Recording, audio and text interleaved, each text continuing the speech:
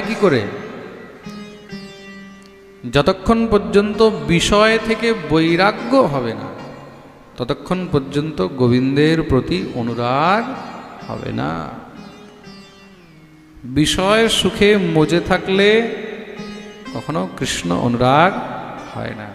তার জন্য ভগবান কি করেন? বিষয়ের মধ্যে কিছু না কিছু সবসময় দুঃখ দিয়েই রাখেন।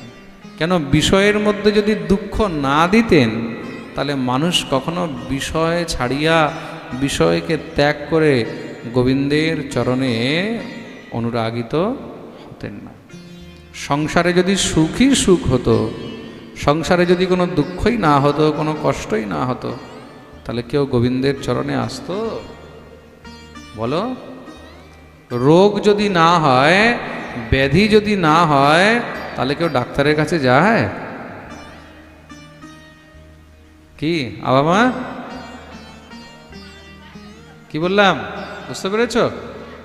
রোগ যদি না হয়, ব্যাধি যদি না হয়, তাহলে কেউ ডাক্তারের কাছে যায় না। ডাক্তারের কোনো দরকারই নেই। তদ্রূপ যদি মানুষের মধ্যে ভবরোগ না হতো, যদি দুঃখ কষ্ট সংসারে ত্রিতাপ জ্বালায় না জ্বলতো, তাহলে গোবিন্দের চরণেও কেউ যেত না। মনে রাখবেন, ডাক্তারের কাছে শরীরের ব্যথার ওষুধ আছে, অন্য কোনো ওষুধ নেই। মনে রাখবে, শারীরিক সমস্যার ওষুধ আছে, কিন্তু আমাদের গোবিন্দের কাছে সব রকমের ব্যথার ওষুধ আছে।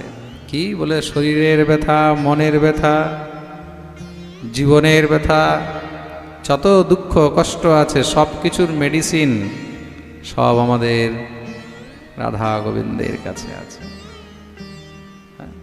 हर दर्द की दवा है मोहन की गली में। তাই তো? প্রেম সে বলো, খুব মন দিয়ে শুনবে।